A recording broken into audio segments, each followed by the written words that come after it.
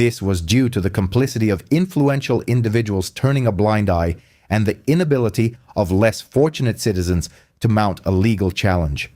On the morning of March 14th, he was conducting his customary patrol along Northside Drive in Atlanta when his attention was drawn to a silver Audi A6 proceeding at a consistent pace through the relatively light traffic with a lone woman at the helm. The vehicle exhibited no erratic driving, no excessive speed, and no discernible infractions. Nevertheless, Harlan Voss initiated a traffic stop driven by his characteristic modus operandi. He was the type of officer who made judgments based on initial impressions before his rational mind could fully process the situation. He approached the driver's side window with his usual air of self-importance, claimed to detect the aroma of alcohol emanating from within the car, and began treating her as a suspect even before she had fully lowered the window. What Officer Voss remained unaware of, what he could not possibly have envisioned as he stood on that pavement, chest puffed out with a hand resting on his service weapon, was that the individual seated behind the steering wheel had been instrumental in the incarceration of 23 people over the preceding 2 years alone. She had successfully prosecuted notorious gang leaders, unscrupulous contractors, and even a sitting member of the city council. She had stood before numerous judges and juries, maintaining her composure on every occasion, and before that particular morning concluded, Harlan Voss was about to experience firsthand the ramifications of being on the wrong side of the law. The woman he had just stopped was poised to make him her next case. Before we continue, could you please inform us from which city or country you are viewing this content? Share your location in the comments section. We are always eager to see the global reach of our audience. And if you believe that a law enforcement badge should never be wielded as a tool against the very citizens it is sworn to protect, please show your support by liking this video and subscribing to JPTV. Now let us delve into the narrative. Lenora Cass was 41 years of age and had meticulously earned every accomplishment to her name. She grew up in the southern sector of Atlanta, in a neighborhood where the odds were overwhelmingly against individuals from the moment of their birth, and she had triumphed over every single one of them. She financed her education at Spelman College through academic scholarships and grants, subsequently matriculating at Georgia State University College of Law, where she graduated among the top 5% of her graduating class. She dedicated the initial 8 years of her legal career as a public defender, which provided her with an intimate understanding of the judicial system's inner workings. She grasped its mechanics not from an external perspective, but from within, where its intricate and often harsh realities were plainly visible. She transitioned her professional focus not out of a diminished commitment to justice, but because she firmly believed that the most effective approach to rectifying a flawed system was to immerse oneself deeply within it. By the time she was appointed district attorney for Fulton County, she had presided over more than 100 trials and had achieved a conviction rate that instilled a healthy apprehension in her colleagues. She was recognized for her precision, her tenacity, and her unwavering fairness. These are three qualities that are significantly more challenging to maintain in conjunction than most individuals comprehend. On that particular morning, she had departed from her residence on Cascade Road at precisely 7:42 a.m., attired in a charcoal blazer and black trousers, with a leather portfolio resting on the passenger seat beside her coffee thermos. She was scheduled for a hearing in Courtroom 4 at 9:15 a.m., which involved the sentencing of an individual she had prosecuted for embezzling funds from a non-profit organization dedicated to assisting foster children. She had meticulously worked on that case for 14 months. While she was not yet behind schedule, she was acutely aware of the time, a temporal awareness that attorneys consistently possess, like a subtle clock ticking in the background of all their thoughts. Tucked away in a small grocery bag from the Kroger located on Camp Creek Parkway, situated in the rear seat, was a solitary can of Heineken, which she had purchased the previous evening. Her intention was to relax on her back porch after her workday, observe the sunset, and enjoy the beverage. It remained untouched and perfectly sealed. It was simply present, much like any other grocery item, holding no particular significance for anyone who understood the meaning of a sealed container of any kind. She was traversing the intersection of Northside Drive and Marietta Street when she observed the flashing blue and white lights in her rearview mirror. She verified her speed, confirming she was traveling at 31 miles per hour in a 30-mile-per-hour zone. She checked her mirrors. Both were clear. She examined her hands on the steering wheel. She had committed no offense. She pulled over nonetheless, as is customary, and because she was an individual who understood procedural protocols more thoroughly than most, she retrieved her driver's license and vehicle registration from the center console before the officer even reached her window. She was prepared. What she was not prepared for was Harlan Voss. He materialized at her window as if his judgment had already been rendered, broad-shouldered, appearing to be in his mid-40s, with a jawline that seemed permanently set in a resolute clench. He offered no introduction. He provided no explanation for the traffic stop. His initial utterance was a declarative statement. "I'm getting a strong smell of alcohol from this vehicle." Lenora regarded him with a steady gaze and responded, "Good morning, officer. I am not drinking. I have not been drinking. Here are my license and registration." He disregarded the documents she offered and reiterated his statement more slowly, as if she had failed to comprehend. "Ma'am, I smell alcohol." She maintained an even tone. "And I'm informing you that you do not, or if you do, it is not originating from me." He instructed her to exit the vehicle. She complied, unwilling to provide him with any grounds for further action against her. She stood on the sidewalk, dressed in her blazer and slacks, while he peered through her window. He then requested permission to search the car. She declined. He asserted that he possessed reasonable suspicion based on the perceived odor. She remained silent while he contacted dispatch and proceeded with the legally prescribed procedure of conducting the search. She observed him with the same focused attention she would a witness on the stand. Still observant, meticulously recording every detail, it took him less than 2 minutes to locate the grocery bag in the back seat. He extracted the can of Heineken as though he had recovered stolen property, presenting it to her with an expression that could only be described as triumphant. "Got you," he declared aloud on Northside Drive in Atlanta, Georgia, at 8:06 in the morning. Lenora glanced at the can, then at him. "That can is sealed," she stated. "Observe it. It has never been opened.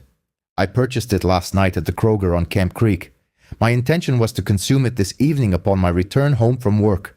It is a sealed can of beer situated in a grocery bag, which is not an illegal item in the state of Georgia or any other state in this nation." Voss turned the can over in his hand, examining it with the detached air of someone who had already predetermined its significance and then placed it on the hood of her car. "You've been drinking," he asserted. "The smell is emanating from this vehicle." Lenora responded, "The can is sealed, officer. You can see that with your own eyes." He declared, "I am going to require you to take a breathalyzer test." She replied, "Certainly. Proceed." He retreated to his patrol car. While he was absent, she checked the time. It was 8:09. She had just over an hour to reach the courthouse, a journey of 11 minutes on a typical morning. She took deep breaths and remained composed. She maintained her composure even when he returned and administered the test. The result was precisely as she had indicated it would be: 0. Not a trace. He stared at the device as if it had personally affronted him. He then looked at her and stated, "The smell is still present." Lenora Cass had prosecuted individuals who had sat opposite her and fabricated stories with every ounce of their being. She had witnessed people construct alternative realities in real time and attempt to make them credible. She recognized what was occurring. She looked at Officer Harlan Voss and stated with absolute clarity, "I registered 0 on the breathalyzer. You have no legal basis to detain me further. I am the district attorney for Fulton County. I have a hearing in 58 minutes, and I require you to permit me to depart." Voss regarded her for a protracted moment. Something flickered behind his eyes. Not understanding, not shame, but something akin to annoyance, as if she had complicated matters beyond his desired simplicity. He crossed his arms and declared, "I'm still not satisfied. You are not free to leave at this time. That was the precise moment Lenora realized this situation would not be resolved amicably. She had provided him with an avenue for resolution. She had offered the breathalyzer test, displayed the sealed can, and explicitly identified herself. He had every justifiable reason to allow her to return to her vehicle, yet he chose not to, indicating a decision within the framework of his ego that this was a confrontation worth engaging in. What Harlan Voss had not yet anticipated, what he would contemplate extensively following the conclusion of that morning, was that Lenora Cass had never embarked upon a conflict she was not prepared to see through to its end. She adjusted her blazer, met his gaze directly, and stated, "Then we're going to have a very significant issue." Lenora Cass had spent 11 years within the confines of courtrooms, and one of the foundational principles learned in the legal profession is the ability to assess a situation. One learns to distinguish between genuine confusion and a deliberate refusal to acknowledge reality. Officer Harlan Voss was not confused. He had seen the breathalyzer results. He had observed the sealed can. He had heard her clearly state her identity and her urgent need to be elsewhere. Yet he remained standing there, arms folded, obstructing her path back to her car as if none of it had registered. This revealed to her the true nature of the man she was confronting. She reiterated calmly that she had a court hearing scheduled in less than an hour and that he lacked any legal justification to continue holding her. Voss looked at her in a manner that some men reserve for women who express themselves with authority, as if their very confidence constituted the problem. He informed her that the investigation was ongoing. She inquired about the nature of this investigation. He stated that he was not satisfied with the outcome of the stop. Lenora pressed him for a specific explanation regarding his dissatisfaction, given that the breathalyzer had yielded a clean result, the beer can was demonstrably sealed, and she had committed no traffic violations that he could identify.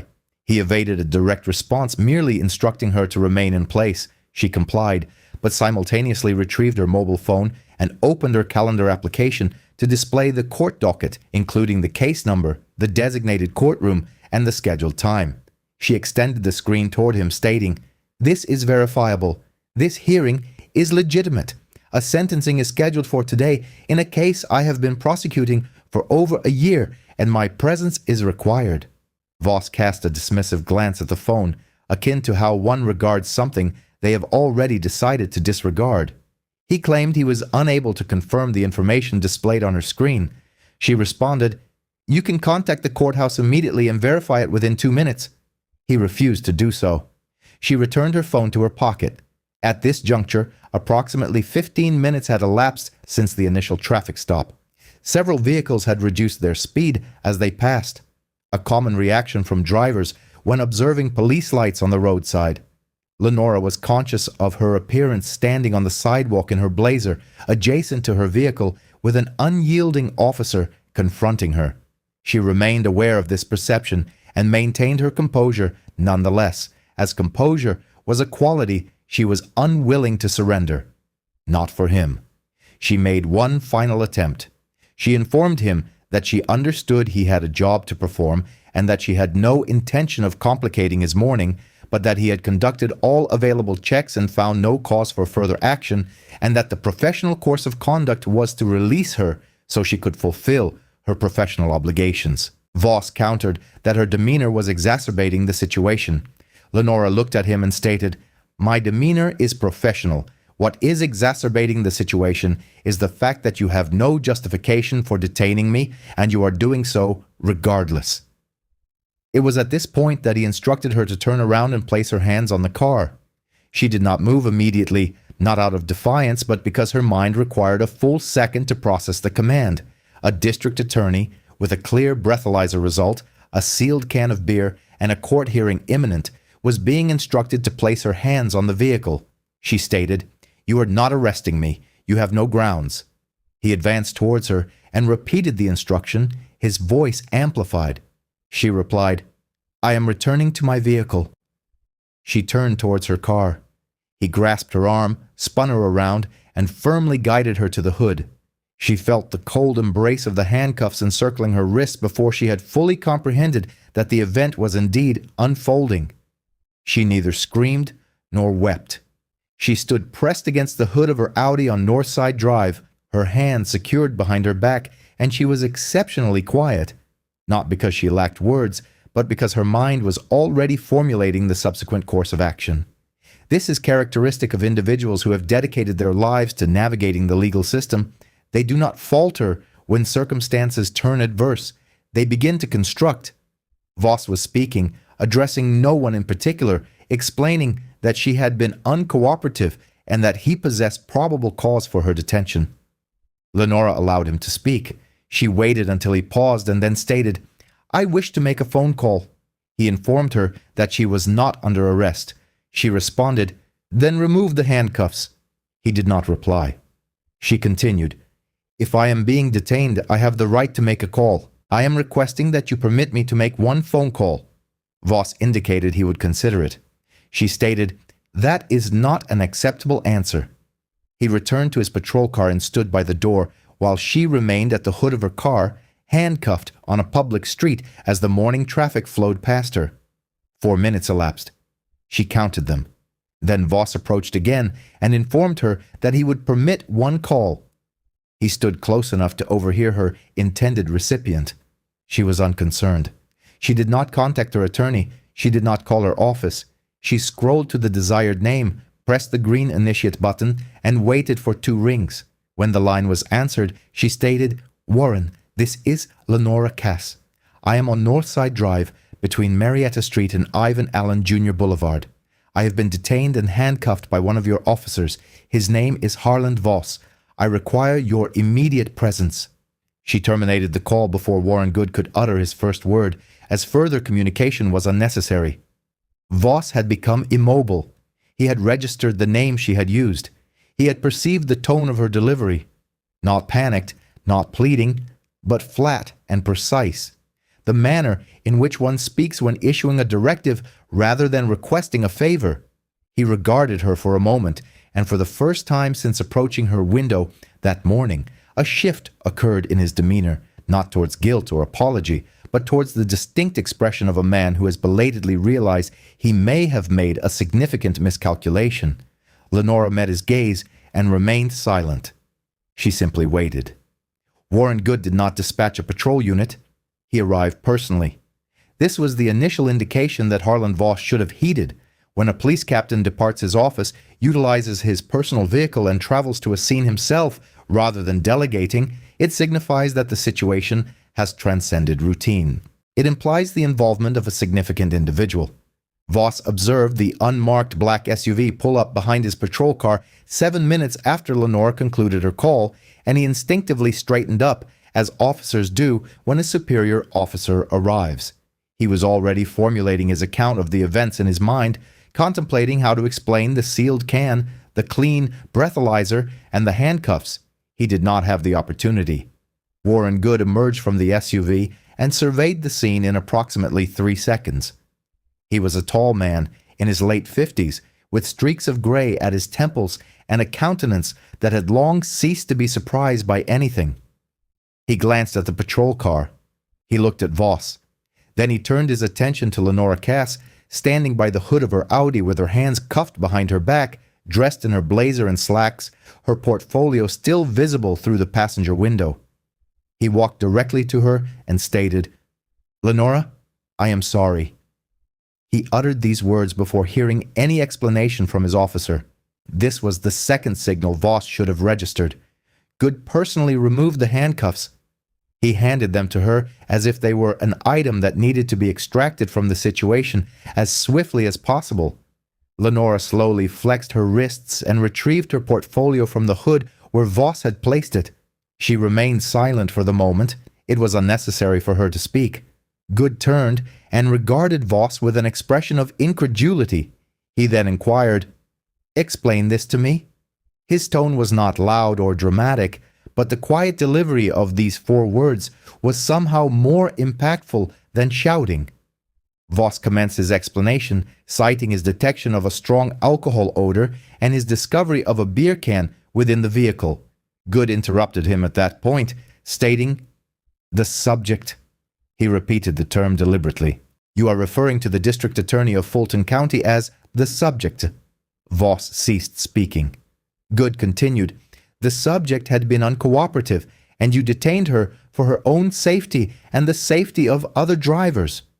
Good regarded him for a prolonged moment before asking, "The breathalyzer?" Voss stated that the result had been negative. Good inquired, "And the can of beer?" Voss replied that it had been discovered in the back seat. Good asked, "Was it open?"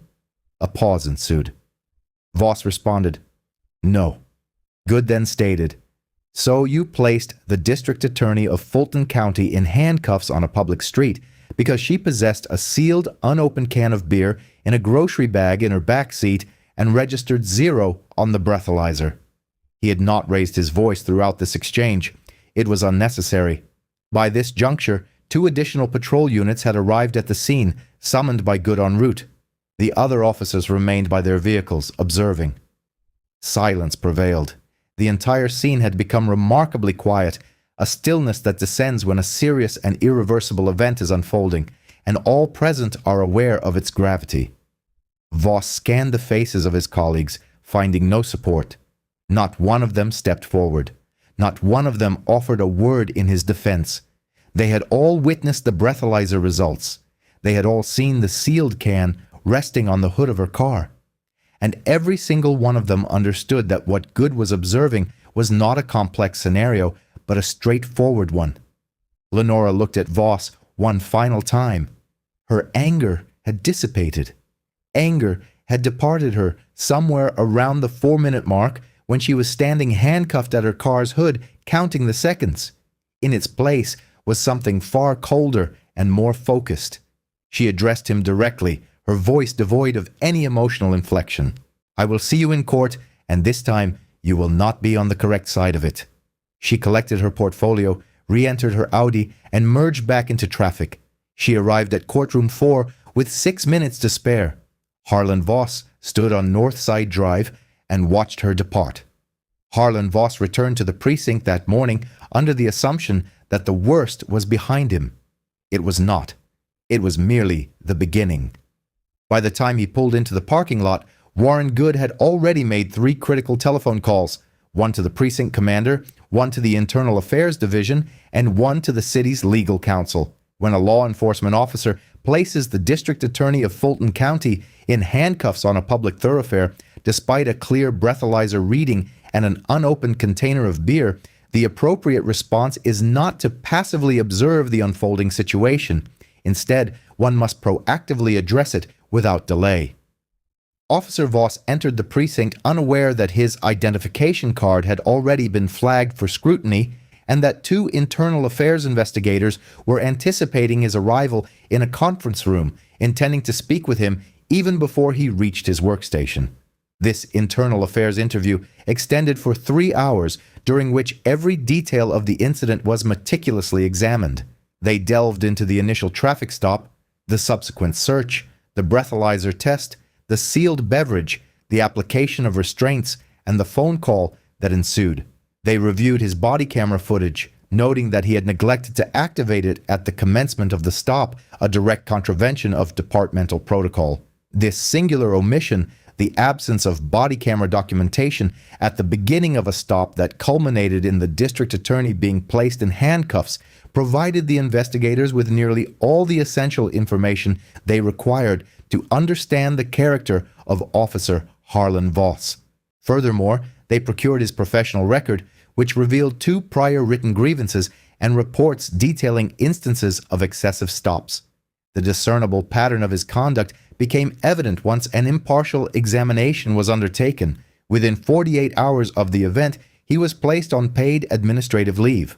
The department issued a concise statement indicating that the matter was undergoing an internal review and that the officer involved had been temporarily relieved of duty pending the investigation's conclusion. As is typical with such pronouncements, the statement offered no specific details. However, all individuals with a vested interest in the situation were already fully informed. In an environment populated by professionals within the legal enforcement community, information circulated with considerable speed.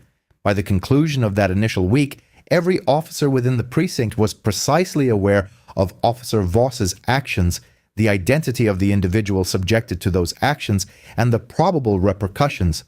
The quietude that enveloped him during those concluding days of administrative leave conveyed a far more potent message than any official communication ever could. The internal investigation concluded after 6 weeks with a recommendation for termination. The precinct commander endorsed this recommendation without objection, an action that in itself spoke volumes. Harlan Voss was formally dismissed from the department on a Tuesday morning, an event that occurred discreetly without any fanfare. He surrendered his badge and service weapon, departing from a position he had occupied for 9 years. The 2 prior complaints lodged against him were re-evaluated following his termination, and both were subsequently substantiated, signifying that the individuals who had previously attempted to hold him accountable and were disregarded had finally been heard, albeit after an unacceptable delay. Lenora Cass did not halt her pursuit at that juncture. 3 weeks following the incident, she initiated a civil lawsuit naming Harlan Voss personally and the department as defendants, citing the conduct that transpired that morning. The lawsuit alleged unlawful detention, the use of excessive force, and violations of civil rights under federal statutes. Her legal counsel was astute and thoroughly prepared, and the evidence was irrefutable. The breathalyzer result, the sealed beverage, the missing body camera footage, his documented disciplinary history, and the testimony of Warren Good, who offered an unvarnished account of his observations on Northside Drive that morning. The case never proceeded to a trial. Voss agreed to a settlement. He personally bore the cost of restitution, a sum substantial enough to be financially impactful and public enough to be meaningful. Concurrently, the department reached its own settlement, which stipulated a formal revision of stop and frisk procedures and mandated retraining for all officers within the precinct. Lenora Cass returned to her professional duties the morning after the resolution of the matter, successfully prosecuting 2 additional cases that week. She abstained from holding a press conference and from making any public pronouncements regarding the outcome.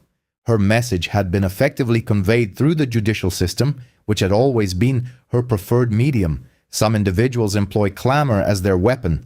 Lenora, however, had consistently operated with precision, and in her experience, precision not only won an argument, but decisively concluded it, leaving no recourse for the opposing party to recuperate. As for Harlan Voss, the individual who detained a woman for no apparent transgression, placed her in handcuffs on a public street, and staked his entire career on the assumption that she would be unable to mount a defense, he learned a harsh lesson that many others have discovered too late. Targeting the wrong adversary can result in utter ruin. If this account has underscored the principle that no one is exempt from accountability, please share it with someone who would benefit from this message, and in the comments section, recount an experience where you or someone you know felt unwelcome or unfairly treated in a place where you possessed every right to be. JPTV is eager to hear your story.